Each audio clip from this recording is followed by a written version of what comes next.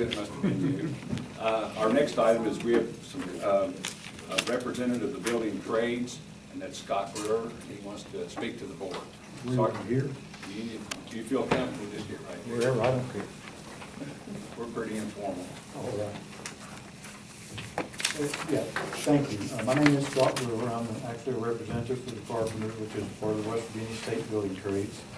And I'd just like to take a few minutes of your time to present a resolution pertaining to any future construction work, pertaining to qualified bidders, responsible bidders, and encourage you to consider it and adopt it for anything going forward.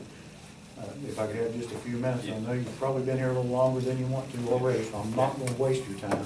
That's fine, and we have gotten a copy, we've all received a copy of the resolution, so we Okay. kind of worked it out. Okay, would it be appropriate for me just to go through the items then and hit on them for a minute and not read the whole resolution, since you have it? If you feel comfortable doing that, that's fine. Okay, there are 18 different items, as you've seen, and I'll run through them real quick and give you my opinion on them as to why they would benefit Lincoln County Board of Education. Item number 1 would give you, the board, the ability to consider all these different items in determining whether or not a contractor is a qualified responsible bidder. Not necessarily the lowest bidder is not necessarily always the best bidder for your projects. And this would give you the ability to add a little more credence to your decision. Number 1 be the years of experience the bidder has in construction, renovation, or building repair business. Pretty much a no-brainer. You want somebody who's experienced that can do the job right. Number 2, the bidder's participation in a drug program that meets the objectives, applicable laws and regulations for a drug-free workplace, including the use of tobacco and alcohol in school properties. Drugs, that is a part of law now on projects, as you're well aware. Drugs have become a huge problem in the construction industry. If I'm not mistaken, the construction industry is second only to food service in the country with the occurrence of drug-related problems. So this would like for you to consider utilizing a contractor that has a drug program in place to test their folks, make sure you don't have drugs. But you're saying that's law anyway, is that correct? It is law, that's correct. Number 3, the continuity, experience, and skill of the bidder's workforce, and that of the bidder's designated subcontractors. You take a look at them. If you have a large turnover with a contractor, it's pretty safe to say you probably don't have a very skilled workforce. So take a look at the workforce of your bidder. The bidder's performance on similar construction projects, you do have the right to ask. If you find a contractor is well on your project, you have the right to ask other owners, other customers, what their experience is. I would suggest that you do that. Number 5, the bidder's ability to successfully complete projects within the proposed schedules and deadlines. Again, the lowest price is not always the best value. If you've got a project, you've got a new school designated for you to be in it, and 6 months from now you're still not in it, you're still utilizing another piece of property, paying rent, whatever, that's adding to your cost. So we encourage you to take a look at that.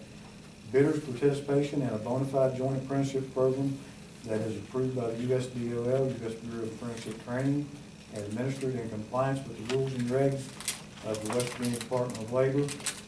Be certain, when you consider this, that these folks actually participate in a bona fide apprenticeship program.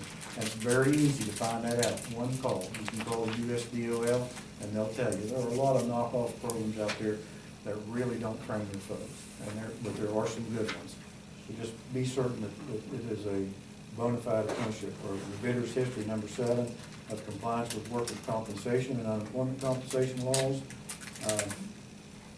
I would assume you're aware of this, but if you're dealing with a contractor that is not paying their workers' comp, somebody gets hurt on that job, guess who's liable? The owner of the property, which is you. So make sure these folks are paying their workers' comp and paying their own unemployment premiums. The bidder's history of compliance with OSHA requirements, pretty simple. What's the cost of a severe injury or life on your job? These folks, if they have got an extended history of violating OSHA regulations, they're probably not the right contractor for you. Number 9, the bidder's history of compliance with federal and state prevailing wages as well as Fair Labor Standards Act. Anybody that's out there cheating their employees out of money is likely to cheat you, the customer, also. Number 10, the bidder's subcontractor's compliance with state and regulatory agency for obvious reasons. Number 11, the bidder's history of compliance with fringe benefit contributions such as health insurance and pension benefits.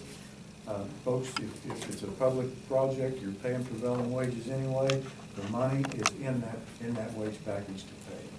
I would suggest that you hire somebody that provides pension, provides health care, because if they're not paying it now and the money's there, guess who's gonna pay it down the line? Taxpayers are gonna pay it again. The bidder's local hiring plan, the history of compliance with the West Virginia Jobs Act regarding the use of the local labor market. As I assume you're aware, the West Virginia Jobs Act requires that 75% of the workforce come from at least a 75-mile radius of the border of the state of West Virginia. So keep that in mind. If you get somebody in here from Kentucky or Ohio or Maryland or Pennsylvania or somewhere like that, make sure that they are within a fairly close radius of the border of West Virginia. If not, Lincoln County tax dollars are going to be going to somebody out of state. Once again, did you say that 75% of the workers were within 75 miles? They have to reside in a county that is within 75 miles of the border of the state of West Virginia. They have to reside there. That's correct. Number 13, the bonding record of the bidder. Again, pretty self-explanatory. If a contractor can't bond the project, or God forbid, you've got a contractor that has had their bond called a time or two, that's probably not a very good contractor. That means they don't do very good work or can't complete jobs. Number 14, the bidder's participation as a party in any legal action where an award liability could negatively impact the ability of the bidder to complete the project. Again, a financial issue. I don't think you want a contractor starting one of your projects that has the potential of a huge lawsuit that's going to bankrupt them in the middle of it before they get finished. You should probably take a look at that. The bidder's participation, or the bidder's financial stability, that's impact on the company's ability to complete the project, same concept. Make sure you've got a financially sound contractor. Number 16, make sure that the bidder can demonstrate it is not in default on a debt to the state of its political subdivision in the aggregate of more than $1,000. State law, that if a contractor is in default with the state of West Virginia in the aggregate of $1,000, that could be $500 to comp, $500 to unemployment.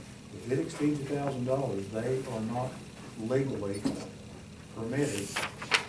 I want to say to bid a project, but I might be wrong. It might be to award a project. One or the other. If they're more than $1,000 in default, they cannot by law be awarded the project or bid. Number 17, the bidder's history of change order requests. That's a big one. Again, go back and ask your previous customers, because $1 million, if you've got a guy that's $50,000 low on $1 million project and then he hits you with $100,000 in change orders, you didn't get the best price. So find out. There are a lot of contractors out there that rely on change orders to make up the difference in their bid.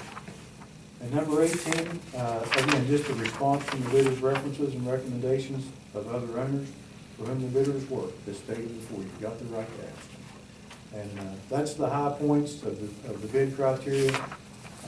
This thing has been adopted by various county commissions, boards of education, municipalities from Wheeling and Ohio County to Clarksburg and Harrison County. Mason County, which is my home county, has adopted it. Putnam, Boone, Lincoln County commissions adopted it. It's all over the state. There are a lot of different boards and commissions that have adopted this, and I would encourage you to consider it. I would encourage you to adopt it, and I appreciate your time. Do you have any questions? Mr. Brewer, you back? Okay, thank you. Appreciate you coming.